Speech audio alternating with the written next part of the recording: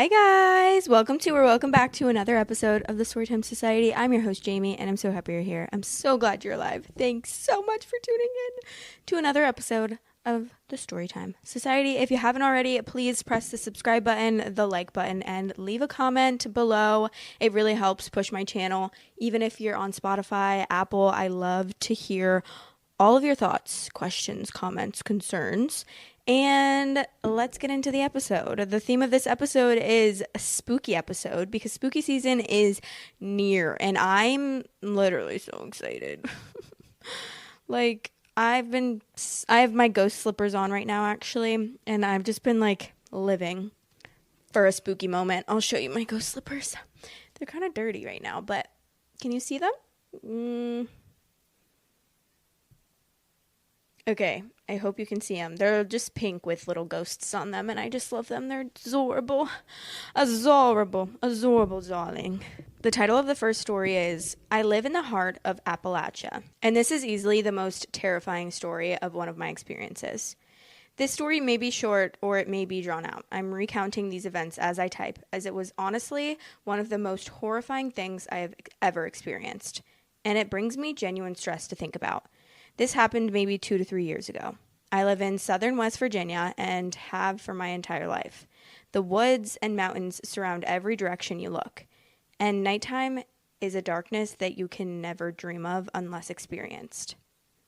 I was with a friend, I'll call him Mark.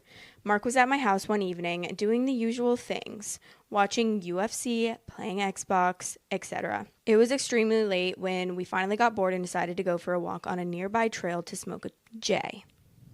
This is not a particularly long trail, but it is very dense in the woods that surround it, and it is easy to get freaked out when thinking of your surroundings. We finally get about halfway into the trail, about 30 minutes in, where we stop, pack our J, and stand on the trail to chill and talk. The forest is very alive at night. There are always noises in the woods, but the amount of animal activity for the time was unsettling. At this point, it was probably past 1 a.m.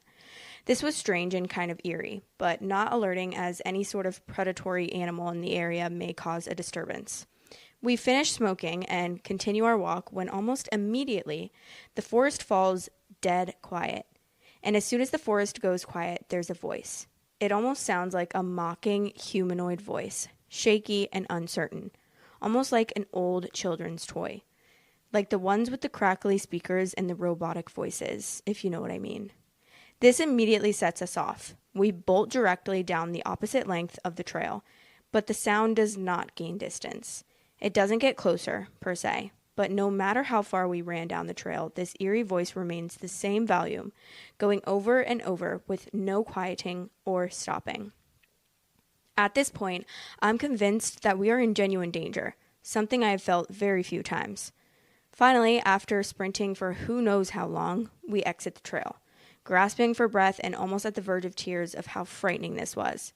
We begin to exit the trail, and about 5 minutes from the exit, there is a bone-shaking, heart-stopping, murderous scream from directly behind us. I know what a mountain lion sounds like. This was not an animal. This was not someone playing or watching a movie. This scream sent birds flying from nests and made my heart drop into my stomach. It was the most genuinely depraved and violent scream that I have ever heard. This is a true story that I have only told maybe 3 people, all of whom seem to brush it off as false. I've never been a person to push for the existence of the paranormal or spiritual, but I genuinely believe I encountered something inhuman in those woods. Edit, I know I will receive questions such as what the voice was possibly saying, or to explain the area and what happened after. I genuinely cannot remember what the voice was saying, if anything intelligible. I don't know if I could understand it then, and I certainly can't recall understanding it after several years of blocking it out of my memory. And what I recall is that it was a fluctuating voice in pitch, shaking, almost just joining sounds together. After running from the scream at the end of the trail, we ran to the car, which was only about 5 more minutes from the trail. So we got there relatively fast from sprinting. Well, unfortunately, I think your first mistake was going into the woods past 1 a.m. Past 1 a.m. Going into the woods, period, is I'm probably not gonna do that. Even during the daytime, I get scared because there's so many scary stories of daytime, not even just paranormal, but so people getting murdered in the woods during the day. So I'm like, not to say that you should never go in the woods, but I just would take a lot of precaution, and I probably would not go past dark, especially if I didn't have like a weapon with me and I was going to smoke, because then I'm going to be even more paranoid and I'm going to be like really thinking something is going on. But there's a lot of experiences in the, I don't know, I've only listened to like a few podcasts about them, but apparently Appalachia is extremely haunted. And I'm always like one for a scary moment, honestly, but in the woods where I feel like I have no control over what happens to me, no, I don't think you would catch me dead. I don't think you would catch me dead out there, because it's literally, I get scared. I live in like a very family oriented neighborhood, and there's like a trail right by my apartment building, and it's just surrounded by trees, but there's also like a road right by it, like that everyone's driving to and from their houses on. But I still get scared when I walk in that trail. And it's not even that long. Like, it's not even covered by trees for that long. But I still get nervous because I'm like, I don't even know who could pop out of these bushes at any moment. But, like, it could happen. And I'm scared of that because I'm all by myself. Even in the broad daylight, it's like literally 12 o'clock. It's noon and I'm scared out of my mind walking through this trail by myself, just like hot girl walk, but like more like scared girl walk, because I'm literally shaking in my boots. Okay, anyways, let's move on to the next story. The title is My Husband Died in 2020. After he died, I found out a series of very unpleasant things about him. It was devastating and took me more than 3 years to come to grips with. He died in August of 2020, and I sold our condo in June of 2021. He had renovated the entire condo. Kitchen, both bathrooms, flooring, trim, doors, everything. It took nearly 3 years. I have 2 small dogs, and when the realtor told me someone was coming to see the property, I took the dogs, locked the door, and went outside. The realtor told me to be out for about 30 minutes. After that period of time, I went back upstairs. The door was as locked. I entered, and when I did, it looked as if people had been there. Doors were moved. The laundry doors were wide open. I had closed them. They were barn doors. I then got a text from the realtor asking me why I didn't put the key in the lockbox on the main floor outside. The people couldn't get in with their realtor. I'll be honest, I was in a very bad place after he died, particularly after what I found, and thinking in detail was not something I was doing. I went to the main washroom and saw that the bath mat was sitting over the tub, not the way I left it. I touched it and felt water, almost like someone got out of the shower and had been standing on it. It was a fairly big apartment, 2 bedrooms and an office. When the dogs and I were in bed at night, I could hear noises in the kitchen after he died at night. I was too afraid to get out of bed. It was a concrete building and we couldn't hear anything people were doing in apartments near us, so hearing something was very unusual. I moved in June of 2021 to a new condo. The first night there, I was alone. The dogs were being taken care of. I was laying in bed, not asleep, laying on my side at the edge. I felt someone brush past me. My hair actually moved. It scared the hell out of me. I lay there for a few minutes, afraid to move. And finally, I moved again recently, far from where I had been living. Last Christmas Eve, I was in bed. My bedroom door was open, and I clearly heard 3 knocks on that door. It happened twice. This also really scared me. I've never been one to think of the spirit world until recently. Last Christmas, I made statements out loud and told him to leave me alone. So far, all has been good. The last 4 years have been a real ride. Okay, well, first of all, no thank you. Like, genuinely. The top comment also says, I hate that I'm more curious about what your late husband did than the way you've had to live after his death. I hope you can find peace now. And then this person commented a link of the OP saying what happened. So basically he had like a series of strokes, and then he had another stroke, and 9 days later he was removed from life support. He had several strokes on the operating table. She was devastated. He was 55 and I was nearly 57. They stayed with me for 3 weeks, she said. One night, a few days after he passed, I found a box of old phones, many phones. He had kept them all.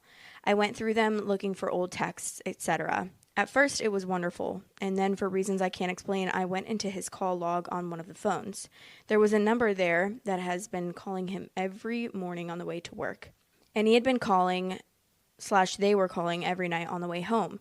Every workday. Without thinking, I called the number from my phone, but it was disconnected. The name Heather popped up on my phone when I called it, and on his phone it said H XXXXXX. I went into his Gmail account. I had never done this before. He left it signed in on his laptop, which had the same code to open it as his phone. I searched for the name, and I found several email messages he had sent to himself with attachments. He had been having an affair with this woman for 2.5 years. At some point, she had told him she was pregnant. She was 30, and again, he was 55 when he died. I sat there stunned. I searched through the other phones and found 299 screenshots of BBM conversations in the photo gallery. That number is not an exaggeration. There were 299. They were having sex frequently during the day. He was never out at night. He was leaving work early, driving to her, and they were sleeping together. He was taking her shopping, out to lunch, etc. She was kind enough to include photos of her at her workplace, and I had her name, so I called her there.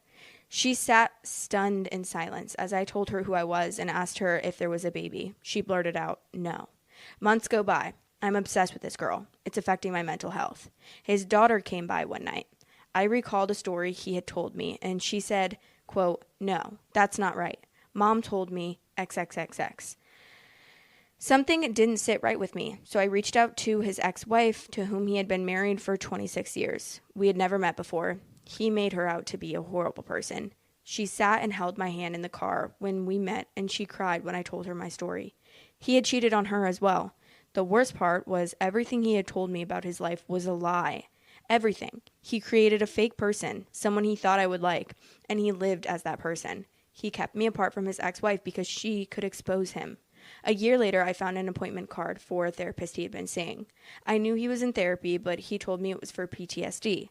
It wasn't. The person he was seeing was a therapist specializing in sex addiction and affairs.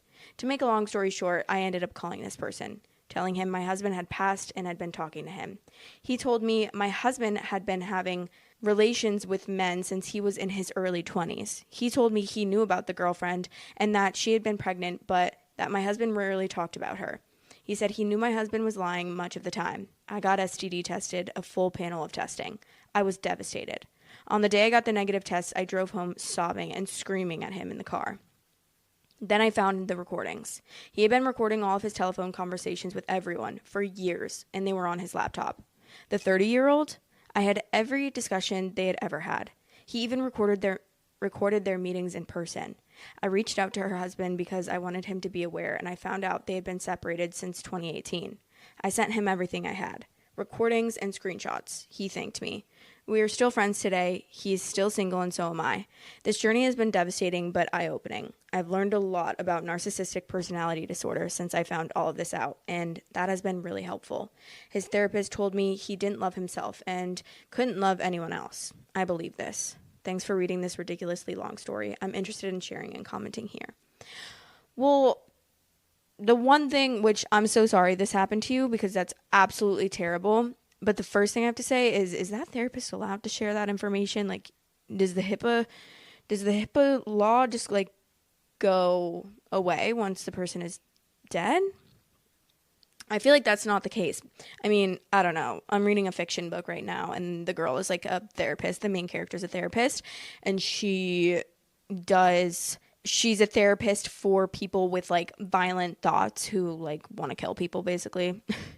And one of the guys died, and people are trying to like get her to talk about him, but she's like, no, because I have a confidentiality like agreement, and even if they're dead, that still remains. But then again, it is a fiction book, so it could be not correct. But that's so sad. And this reminds me, have you guys seen the freaking movie with Elizabeth Moss called The Invisible Man? Because that's what this reminds me of.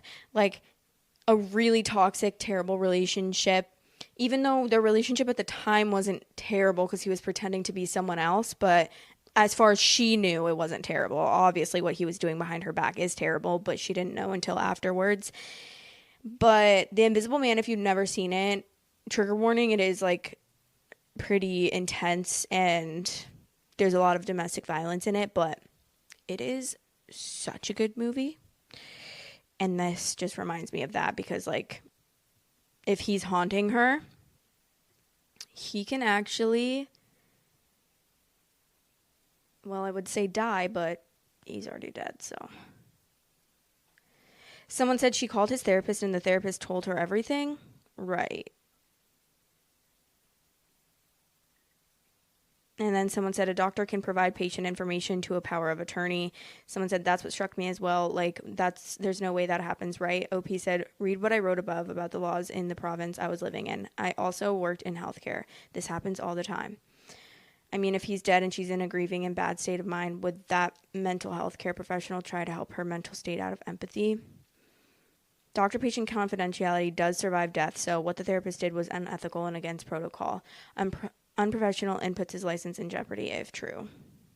OP said, I was the beneficiary of the estate and the executor. I was also his power of attorney. In the province where I live, medical records can be accessed after death. I also work in healthcare, and I'm very aware of this. The therapist was required to release the records. People are saying it's made up, but, like, I feel like it's not, especially because she has multiple stories about him, like, even him haunting her as a ghost, so I think I believe this girl. She's also, I'm on her history right now, and she's always posting her chihuahua in the chihuahua subreddit, so. And she's also posting other stories of paranormal events that she's, like, thinking is her husband. And honestly, if this freaking guy is haunting her, he has another thing coming. Okay, the next story also comes with a picture that I will put on the screen right now, okay? So come look at it. It's, like, a pretty interesting picture, but the title is, I cleaned a dead woman's house and she didn't want me to leave with her things. This story gives me shivers every time I think about it. A friend of mine invests in foreclosed homes and invited friends and family to come and take whatever you want from a home that he was buying. When I got there, it was cluttered to hell and it smelled awful. Food wrappers, expired milk, recipes from years ago. It was filthy. There were about 15 of us, masked and gloved up, scrapping whatever we could find. But as we dug deeper into the mess, it became sad. Sentimental items started to appear. New clothes that were in gift boxes, old passports that were stamped many times over, handwritten letters, and many, many photos from the 60s and the 70s. I looked over the photos and felt bad that I was scavenging what was left of this lonely woman's life. From the photos, it seems she never had kids and she was widowed for a while. I ended up being the last one in the house. The sun just set, so it was quiet and eerie being alone in a musty home. My friend was waiting outside. As I took my basket full of things I scavenged, I felt it.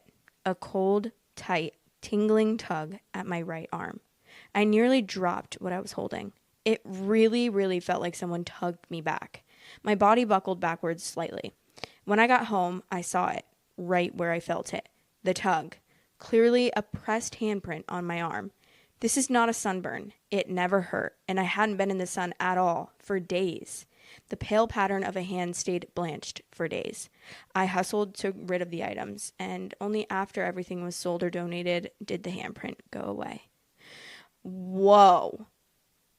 Wait, that's actually wild. Oh my god. No, I'm scared. This is the stuff that makes me believe in ghosts, because it's like, what in the world else could explain that? Like, what else could explain that? I don't know. The top comment says, did you have some cleaner like bleach or hydrogen peroxide on your hands and then cross your arms? The angle of the hand matches your right hand if your arms were crossed. OP said, hey, no, I hadn't used any cleaning agents. We were just decluttering. And even if I did, I'd never touch chemicals with my bare hands. You see the natural finger creases in the mark that was left. Everyone's obviously doubting it. Doubting it? Why did I say that so weird? And being super skeptic, which is so normal. Obviously, a lot of people are not, like, they don't believe in this, but it's so interesting to go, like, to be a part of literally the paranormal subreddit, and then be on here being like, this is not real, this is not real. Because it's like, why are you on this paranormal subreddit if you don't believe in the paranormal? All right, the next story is titled, I think my ex was a magnet for the paranormal, and when he left, everything stopped. I lived in a beautiful old 3-story home in Washington. But once my ex moved in, things changed fast, and not in a good way. It started with night terrors. I'd dream of burnt, dead figures rising up from the floor, while huge black monkey-like entities came from the walls. They'd land on my chest and whisper terrifying things like, just stop breathing. It'll be quick. I couldn't wake up. I'd be trapped in that dream state for a whole day or more. Eventually, I taught myself to scream just enough to wake someone else up so they could pull me out before I lost my breath completely. We constantly heard footsteps going up the stairs, but never down. And once, while heading to my kids' rooms on the top floor, I saw a vivid, colorful haze whoosh slowly from one room to another, passing right by me. It wasn't subtle. It was there. And then we moved to Idaho. I thought maybe the energy would shift, but it followed me.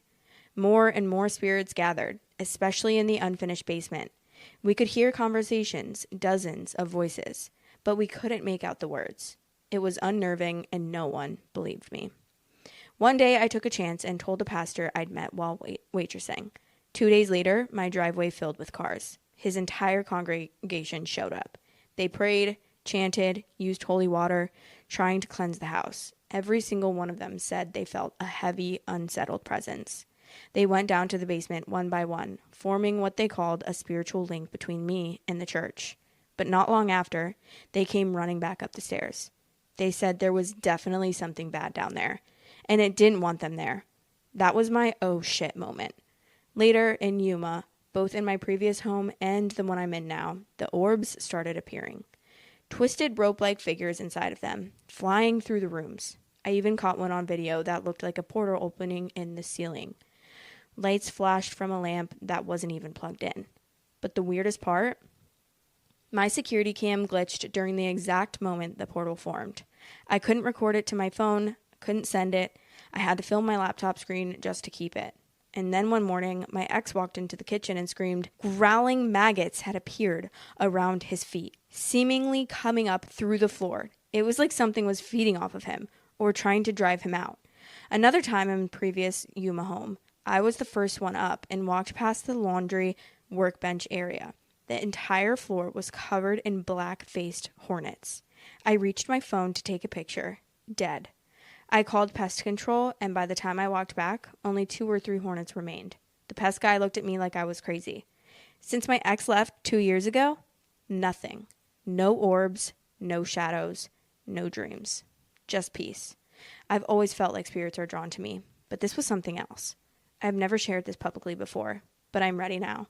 I just want to know, has anyone else experienced something like this? Well, I'm scared of that, and no, I've never experienced anything like this, but it does seem like maybe your ex was haunted.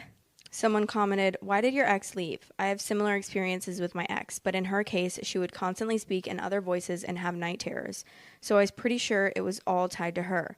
There was a running narrative that she had entities living with her and within her, whose job was to push us apart, so they could continue being parasites towards her. Yours sound much more serious, though. The physical and sensory manifestations are much worse. Eventually, I made the choice to break away from her because it all got too much. In that sense, I held on out of spite for what the entities were doing to her. But I really wonder if they hated me so much, why they didn't just make her leave. And then someone said the law of free will.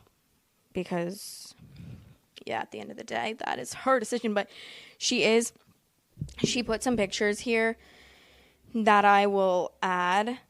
But this one that I'm looking at right now, it does look pretty scary. It's like a weird rope-like thing on the top of the, like it literally looks like a tentacle of like a demon or something. Like I'm kind of scared. And I don't even know what that could possibly be. It's not even like something that like looks like it would be up there or like a shadow or anything. It looks so real. Scared. Okay, well that is all the stories I have for you guys today. Hopefully you enjoyed the spooky stories, but I am going to chat with you guys because wow, it's been a long week, okay? Let me tell you this story of and if you follow my Storytime Society Instagram, I actually post on my story on there way more than I do on my personal Instagram. But I posted a picture, and me and Jack, what was it? Monday night, okay? So Monday night, we went to a Mexican restaurant, and then we got some Dairy Queen, and we were driving home. And we were about to pull into my neighborhood, and we're on, like, the road. And literally last second, like, I'm not even kidding you, this bunny ran out so fast because we both, like, we're never going to run over an animal. Like, if we see an animal, and I know that this isn't the safest thing, but I will stop, like, in the middle of the road. And I know I shouldn't do that because I'm risking, like, my life and other people's lives as well. But I just get, like, I do not want to run over an animal, okay? And this is the exact reason why. Because I'm going to cry even talking about it. But it runs out. And it's literally, like, to the point where it is a split second. It runs out this last second possible. So it, like, goes under the car, and we're like, oh, that, like, he probably actually made it. And, like, you know, we were like, I don't think that. I freaked out. I immediately, like, put my hands over my mouth, and I was like, and he was like, no, I don't think that we actually hit it because, like, I think it actually ended up getting through. And then we, like, pull into our neighborhood, and I'm like, oh my God. And he's like, do you want to go back? And I was like, yeah, I definitely want to go back to make sure that we didn't run it over. And we went back, and I'm not even kidding you. I'm scarred. I'm literally scarred. I could picture it in my head right now. It's actually making me so sad. We go back. The bunny is in the middle of the road. And it's one thing if you hit the bunny and it's, like, head on and it dies on impact, okay? That would have been a lot better. But, and obviously I don't want to kill a rabbit, but, like, if I had to choose, I would much rather it just, like, die immediately, and then that's it, because I don't want it to suffer. And so we go back, we see the bunny. It's spinning around in circles because its back legs are not working. I immediately start sobbing. Not kidding. Jack was he was, like, so sad because he was like, he kept saying 100 times after that, like, your cry is actually the most heartbreaking cry ever. Like, you were crying so hard. I was crying like my literal mom had just died in front of my eyes. And I was screaming, sobbing. I was like, no, stop the car. I'm going to get out. I take the shirt off of my body, and I pick up the rabbit because I didn't want to touch it with my hands. And I wrap it up in my shirt. It's, like, very much in shock, but it immediately, like, calms down. I mean, it's definitely not calm. It's probably so stressed because, like, it's scared of me, and it's scared because it just got fucking hit by a car. And I bring it into the car. I'm like, I don't know what to do, but just go home, and I'm going to figure it out. And so I'm holding the bunny. It's not moving. Like, it's not dead. It's still alive. It's breathing. It's, like, kind of moving its front paws. Once in a while, it will, like, kind of move its front paws, but not really that much. And it had, like, it was bleeding out of its left eyeball, and its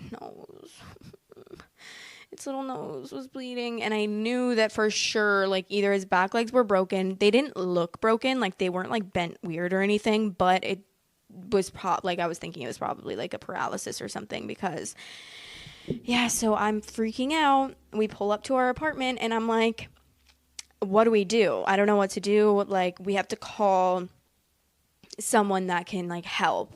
But I obviously knew it was 8:30 p.m. I'm like, no one's going to be available to help this freaking bunny rabbit right now. And any, like, emergency vet place, we still called the emergency vet, even though, like, I kind of figured that they weren't going to take a fucking wild rabbit. And she was like, oh, sorry, we don't do rabbits. I was like, do you know any, like, wilderness rehab places nearby? Which I don't know why I didn't think of, like, the one that I've been to before. That's right by where I take horse riding lessons at. But yeah, so then I was like, okay, thank you. And then I made Jack get the box from the back of his car and take everything out of it. And I was like, get the box and go put the cats in their room. We're going to bring this bunny inside.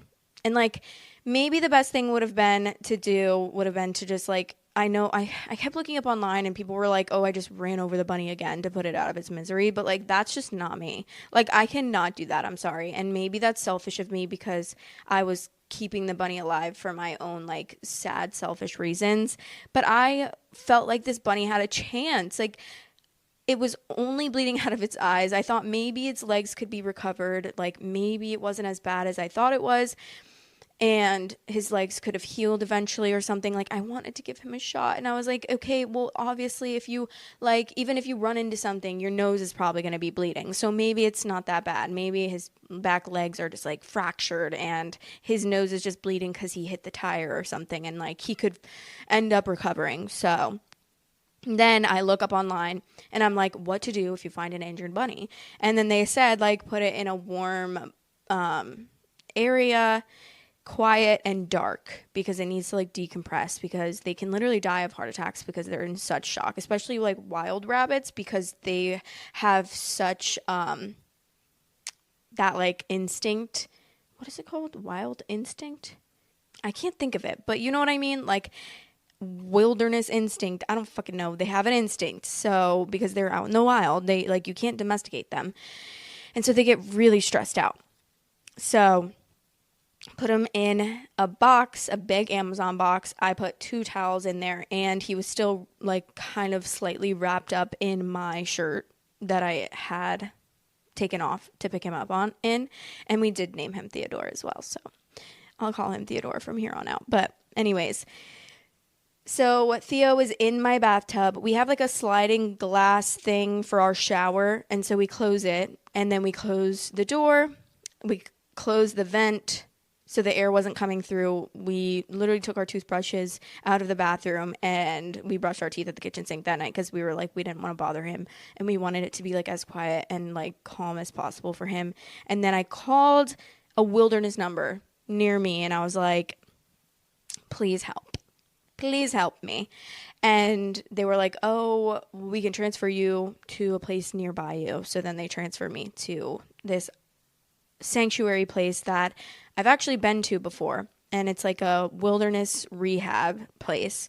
And someone thankfully answers because I called the emergency number, and she was like, oh yeah, she's like, well, what are you doing right now? I told her, and she's like, oh, perfect. That is exactly what I was going to tell you to do. Put him in like a warm, quiet, dark area, and then just wait until the morning time. And we have a drop off at 8 a.m. to 4 p.m. So like me and Jack are literally hysterical. We're both so upset. He's like, I killed a bunny rabbit. Like, I feel so bad. He felt so awful. And I was like, well, maybe not. Like, maybe they can fix him. So then in the morning, we wake up. I'm thinking like I didn't check on him all night because I didn't want to make any noise. And like, you know, I didn't want to disturb him at all. And it kept saying online, like, just leave him alone as much as possible, because the less, like, the more you can calm down and be quiet, the better. And like, he'll hopefully get out of shock. And then I was just thinking pretty much all night. I could not sleep. I literally slept actually so terrible that night because I just kept having dreams about him. And I was like thinking the worst. I was like, he's probably just going to be dead in the morning when I wake up, and like, that's okay. I'll give him like a proper burial. I'll go get some flowers, like put some flowers and bury him with the flowers and give him like a cute little burial. I was not thinking he was going to survive because everything I was looking at online was like, dude, no, the bunny's going to die. Like, they're so fragile. They die so easily, blah, blah. And then we wake up in the morning, 7:15 a.m. I go in and check if he's alive, and he's still alive. And I was so happy. I was like, okay, there has to be a chance for him to be okay. If he survived the night when everyone else is saying, no, he's going to die. Like, he's going to die so fast. He's going to die overnight. You should have just run him over. Like, everyone was saying that online. I was like, oh my God, please stop. And so then me and Jack leave at like 7:30 to get to the place by 8 a.m. right when they open. We got there at like 7:55, and then we were just sitting on the bench waiting.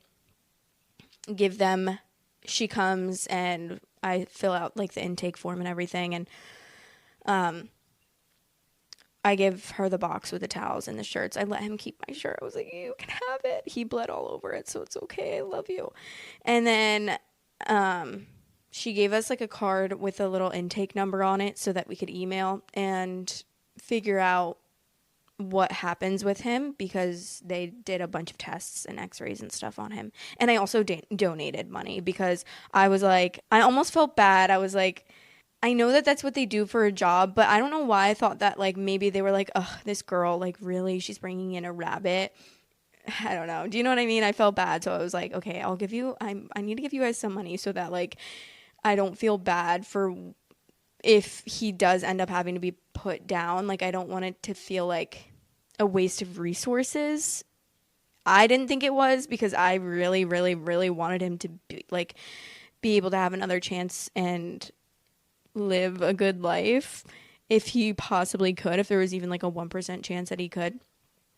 So then we leave. I email at about 1:30 p.m. and then they emailed me about 2 hours later. I said, hi, I dropped off a little bunny this morning and was wondering if there's any updates on his condition, and I gave the number that they gave us. And then she said, good afternoon. Thank you for checking in on the marsh rabbit. During the triage examination, the rabbit presented with ocular hemorrhaging in both eyes, spinal cord damage causing partial paralysis, increased respiratory rate, and a noted spinal fracture in the thoracic region of the vertebrae. Due to the poor prognosis, medical staff made the difficult decision to humanely euthanize the rabbit. Although this is not the outcome we all hope for, we thank you for caring about Florida's wildlife. Kind regards. And then I was like, oh, thanks so much for letting me know. I appreciate all of your guys' hard work and diligence. I'm glad he got a more peaceful ending being euthanized rather than being roadkill. I wish you all the best. And yeah, that's my sad story.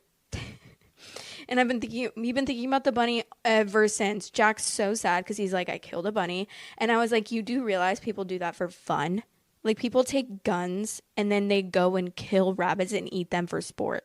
I can't even imagine. I was like, you know that, right? Because you did this on accident. This was like, you obviously did not want to kill this little bunny. And he was like really hoping that there was something they could do too. We were like so hopeful that they could fix him. But yeah, so that's my story of the little Theo. Rest in peace, Theo. He was such a cute little small little marsh rabbit, and he spent the night in our bathtub with a cozy little box of towels, and hopefully he was warm, and hopefully he was not suffering. I really hope he wasn't suffering, because like if he was paralyzed, that means he couldn't feel his legs, right? Like I hope that he wasn't suffering, because I feel so bad. I'm like, I feel selfish for wanting to help him, but then at the same time I'm like, but if he did end up having a chance and they could have helped him, then I would have felt bad that I didn't try. And also, there's no way I'm running over that rabbit while it's spinning on the freaking middle of the road trying to get out of the road. Like, in such shock and, like, so sad. I'm not kidding. I literally was bawling my eyes out. I was bawling all night long. So sad. But anyways, yeah, I'm glad he got to have a peaceful ending and he got put to sleep instead of being smushed on the ground 100 times over, because who knows, someone could have ran over half his body again and then he's still like suffering even more, and then another person comes and runs him over a little bit more. That's terrible. So yeah, but that's my story. I've been wanting to tell you guys this, but I haven't gotten the chance to film. And so today's like the first day of the week that I've gotten to like actually sit down and film. And I have been just thinking about the fact that I wanted to tell you guys this story. You guys are literally like, I think about it all the time. It's like when I'm wanting to tell my friends something, I'm like, oh, I need to tell her this happened. Like, I need to tell them this. And this is literally what I think about you guys. I'm like, oh, I got to tell the podcast. Like, I got to tell them because I need to tell them the story. So yeah, that's what I've been thinking about. But, R.I.P. Everyone send good vibes. Hopefully he's in bunny heaven, like, running around with full access to his legs, and so happy. And I hope you guys enjoyed this episode. Sorry, that was like such a long and drawn out story, but I really needed to tell you guys. But I love you guys so much, and I'm going to go film a Patreon episode. If you guys are interested, there is a Patreon link in the description, and there's 3 tiers. There's a $2.50 a month tier, a $5 a month tier, and a $10 a month tier. And I try to make it accessible for everyone because I just want to make it accessible for everyone. And I love you guys so much, and I'll talk to you later. Bye! Storytime Society is now available on all listening platforms. If you are on any of those listening platforms, I would really appreciate it if you rated me 5 stars. Thanks for all the support. Love you guys. Thanks for watching. Please like, comment, and subscribe.